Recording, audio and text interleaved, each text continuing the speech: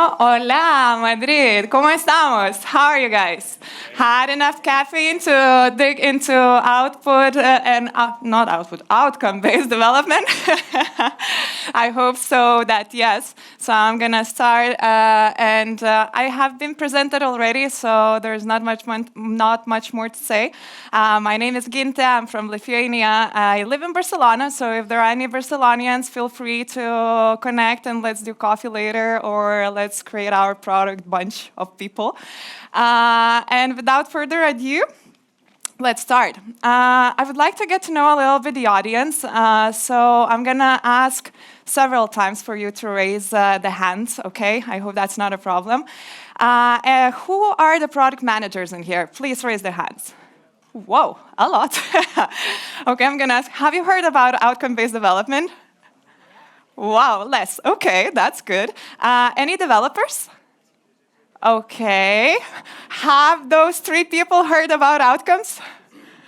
No, okay, perfect. Any UX crafts? Okay, not too bad. And any project managers?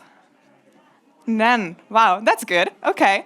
So another raise of hands. Have you seen the product roadmap that is the format of this? Raise your hands if you have. Okay, that's quite a little people. That's surprising.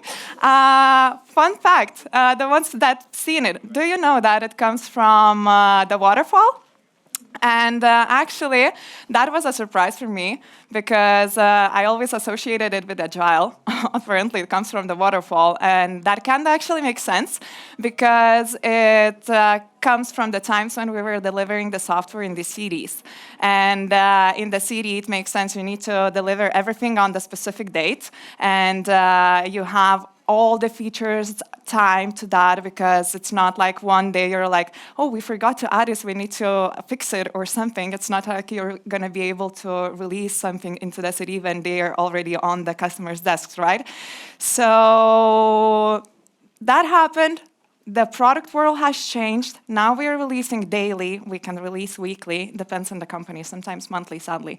But we didn't change the way we work. And having those traditional roadmaps, I mean, they have so many downsides because basically once you make it, it gets outdated. If you have tried to make one or more, you definitely know that how complicated it is to think and to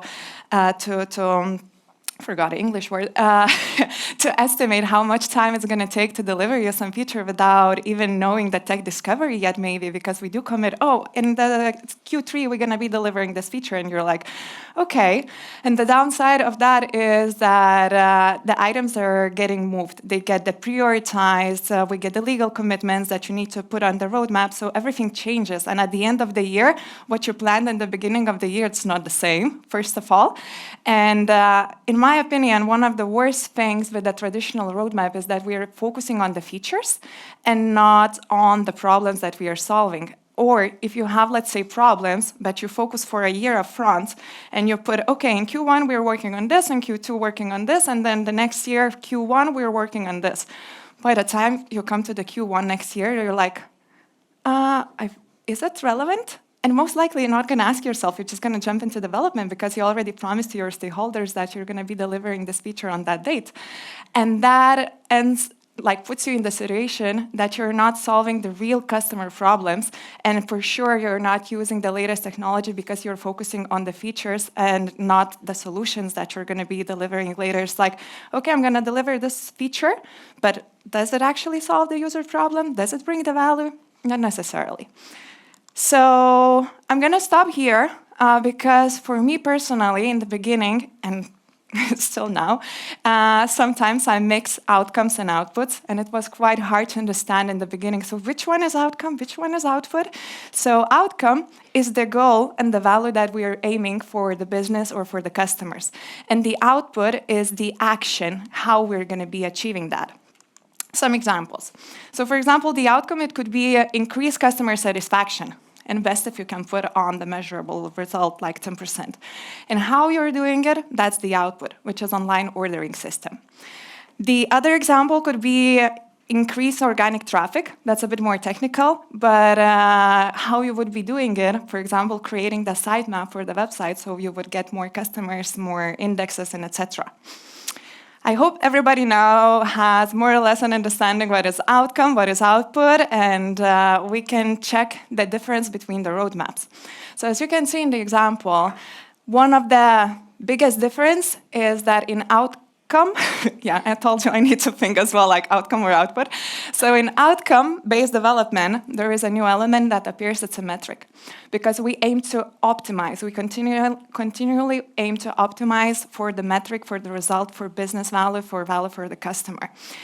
Another difference is that we forget about putting the features on the roadmap, and we put the problems that we are going to be focusing on solving.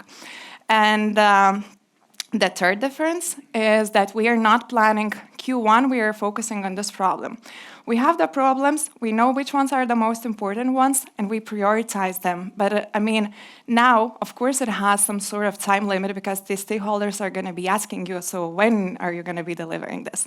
So you just need to explain that now we're doing the discovery.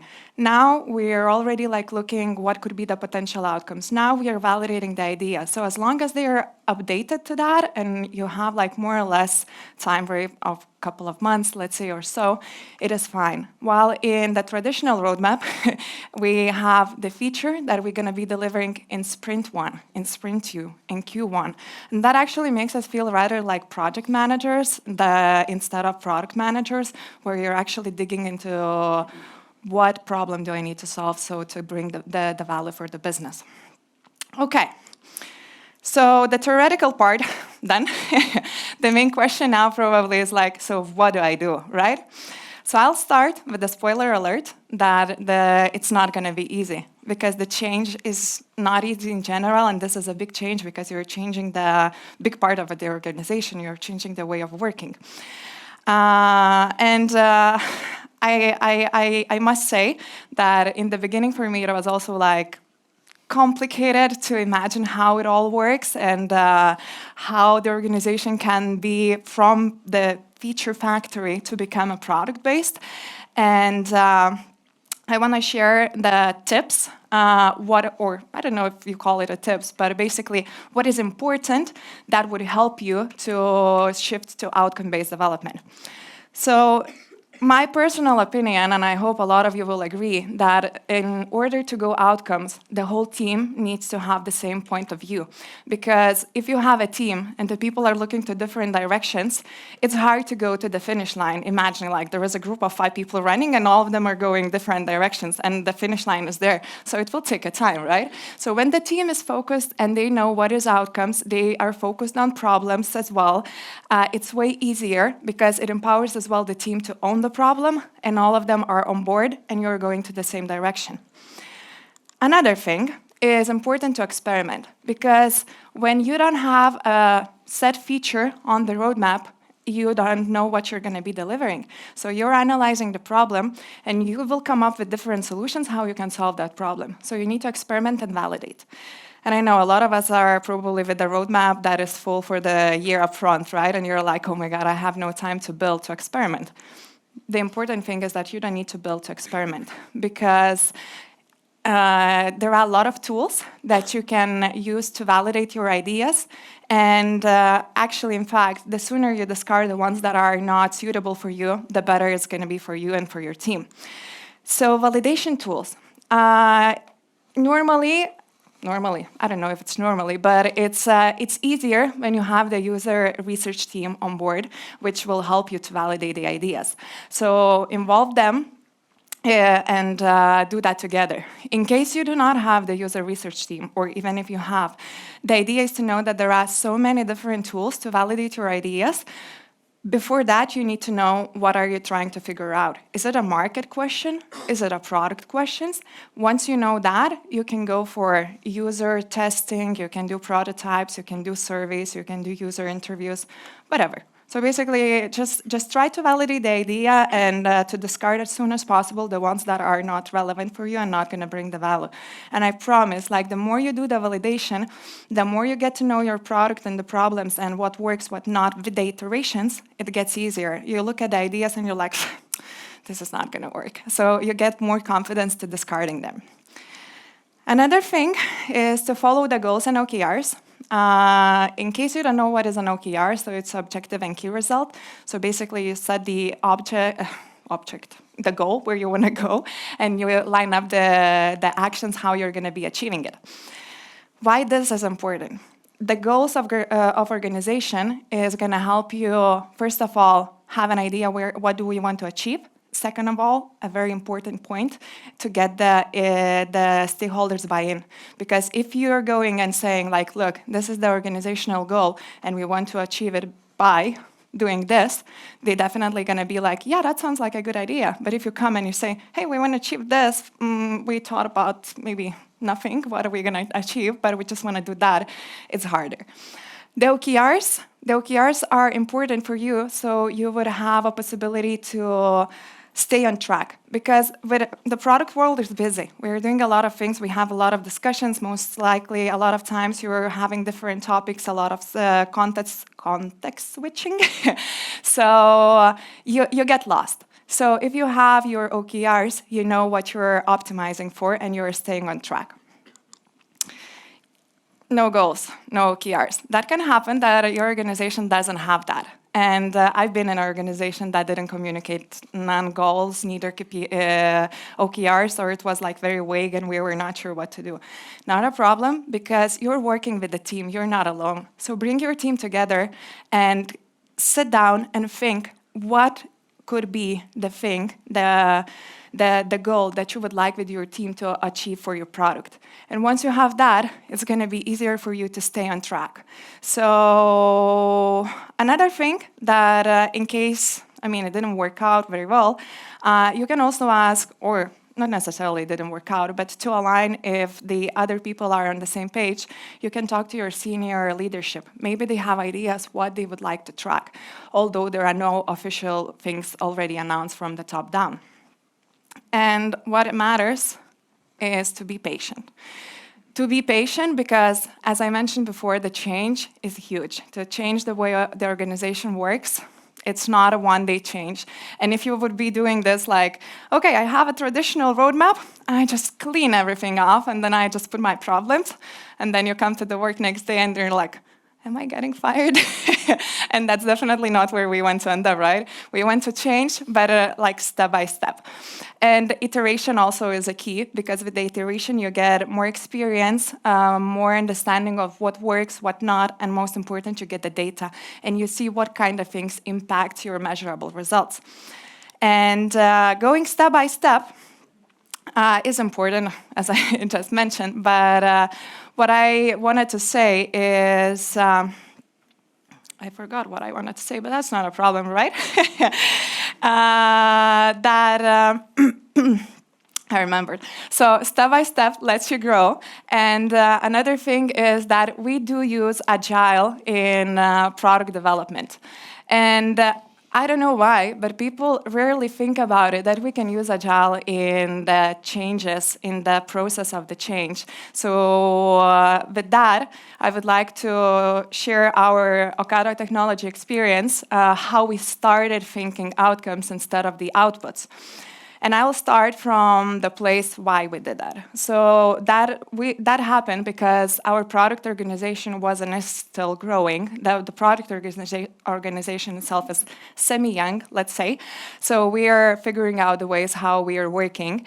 And because of the product organization growing, our product propositions were getting stronger and more mature. So we needed to do something about it. And one of the goals that we're aiming is to optimize customer experience to the right direction. This is how I felt when they announced that we're going outcomes. And I was like, I've been working like so many years in feature delivery, in feature factory. Let's not be afraid of that word. And I was like, how it's gonna look? It's so uncertain, it's so scary. But I was like, okay, let's do it. But it makes sense if you feel like that as well when the changes happen like that, because the response to a change, like resistance, is a natural response of human being when the change comes. So at first it's like, oh my God, no. And the later is like, okay, that starts to make sense. So I'll do a uh, I forgot English. Basically, I want to share with you that we set the goal for ourselves that we want to increase the conversion to the fifth shop by almost 100%. And I know it's ambitious. I mean, 100% is quite a lot.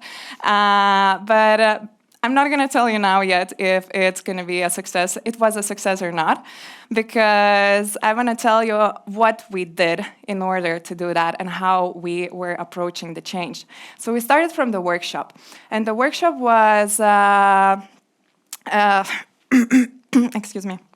The workshop, we invited different crafts, and we aimed to have the outcomes a little bit prioritized, so we would have a clear view, and also with the next steps. And for the North Star of our workshop, as my colleague mentioned that we are working with acquisition and retention, we selected that the department's mission, which was to acquire new users and convert them to the shoppers. And in the workshop, we invited different crafts. That's why I was saying, like, involve your organization. So we had the UX designers, UX researchers, product data people, the product marketing people, and as well the product managers of a different seniority. So we would have a different impact of the opinions, because senior leadership has a bit different view, has more information. So it's like a little bit to balance. And as I mentioned, we wanted to get to prioritize outcomes and the next steps. So how did the workshop look like? So at first, our product marketing lead told us a little bit about our customers, about what's happening in the market, related to our clients, related to the user registrations, and etc., and the purchases. And later, the data analyst provided information how actually our customers are behaving on the platform. What are the churns, the purchases, the basket, added items, and etc. And this allowed us, for the team that was participating in the workshop, to look to the same direction. Then we generated the opportunities based on the information we had, how or what could be happening that this is happening based on the data. And grouped them together, put them in the teams because it was a brainstorm basically session, so the things were repeating, and we voted which ones are the most important. When we had that, we focused on the outcomes, what could be relevant to our North Star. So one of the selected ones was to convert more customers, the registered ones, to the first-time users. So we have an outcome, we have opportunities. So we reviewed the opportunities and put them together, what could be relevant and what could impact us and make us help to convert to the outcomes. Not to the outcomes, sorry, to the shoppers. After that, we needed some sort of prioritization. So we chose the efforts and complexity matrix. And I know that in theory, you need engineering to prioritize the complexity, but we were looking more from the high-level part. So we were like, okay, this sounds like a complex problem to solve. So if it was complex, of course, it's a hard effort. But after doing this prioritization, we had the quick wins, which is easy effort and major impact. And what now? So depending on every organization, it will have different scenarios. In our case, we had 3 possibilities. And first one was the team that had time. Surprise, surprise, that happens sometimes. So they picked up the things immediately. Another one had to create space. What does that mean? You review your roadmap, you think about the items that you have. You might be reconsidering rather the feature, reverse engineer what problem you want to solve. That leads you already to the place where you have a half outcome, half output roadmap, which is a huge step closer to the final result of outcome-based development roadmap. And the other thing was we created the feature squad. Just in case you don't know what is a feature squad, so it's basically a newly created team from where, let's say you have 5 teams. So from each team, you take one person of different craft and you create a new team to work on a specific opportunity. And the opportunity was led by the PM who was owning the domain related to that opportunity. Long story short, remember our goal, 100%. Ouch. Of course, we didn't reach that, but I mean, we were ambitious. We wanted to go, they say people go hard or go home. So we tried to go hard, and we're still trying. But as you need to iterate and to learn, as it's a learning curve, we're now trying again, and we're using different goals, different techniques, but we are not giving up. So enjoy the failure, take the learnings, and go get them, because you have the tools and you have the power to do that. And how you could be doing that when you're back home, right, to your organization. So onboard the team, explain the difference between outcomes and outputs so everybody would be on the same page. Review the goals and OKRs. As I mentioned, if you don't have them, create them, talk to your senior leadership to have them, to get some ideas, what could you be tracking. Review the roadmap. Check if you are available or able to maybe remove some items. Maybe some could be deprioritized. Maybe, as I mentioned, reverse engineer and focus on the problem rather than on the feature to develop, because the feature might not be relevant later on. Organize the workshop, because organizing the workshop, nobody's going to not allow you to do that. So basically, you don't need the permission to organize a workshop. And then depending on the place where you are in your company, go little or go strong, because you can all start some things, or if your senior leadership is allowing you to do more, go and do more. And to recap, I would like to summarize the benefits why I believe that it is important to shift to outcome-based development for us as product people. So one of the most important one is that it empowers the product team, and it creates a space for learning, because you're going to be validating ideas, you're going to be working on assumption generating hypothesis, and the whole team is going to be working on that. And that means that the experts and the people that are closest to the product are going to be generating the problem solving solutions. And that is very important. It's not going to be that a stakeholder comes with their setup of mind and say, this feature is going to help us. No. Then you will be using the latest technologies, and you're going to be improving the current flow. Why? You're going to be improving the current flow because you set the measure. That means you're going to be iterating and seeing how you're getting to that measure with the deliveries that you are doing. And because you're going to be focusing on that problem now and not setting the problem for the next year, you're going to be using the latest technology that is already now in the market. Flexibility, which is quite obvious because you don't have the roadmap plan for a year up front, so you're more able to react quickly to the changes, what are happening, and to accommodate them on the roadmap or react to the problem quicker, right? Maybe the problem is new and something just suddenly happened, and you're like, okay, let's change our focus, let's focus on this problem now. And that communicates outcome and success for the team, for the whole organization, and for outside. And it improves the business results because solving the customers' problems increase the loyalty and retention of the customers because they are happy. They are happy with your product. They are happy to use your product. And basically, to summarize, outcome-based roadmap helps you to communicate the measurable change to your organization and how are you contributing to the shared strategy. And as well, it gives a visibility to the whole organization and removes the silos, especially in the big organizations. So play with it, learn, repeat, don't run away, don't panic if you fail, just stand up again, take the learning, and continue, because you can do it. So I know that we don't have questions time, but if you want to talk about it more, I'm going to be hanging out around the whole day. And if you want to connect with me on LinkedIn, feel free to. And thank you for listening. I hope you enjoyed.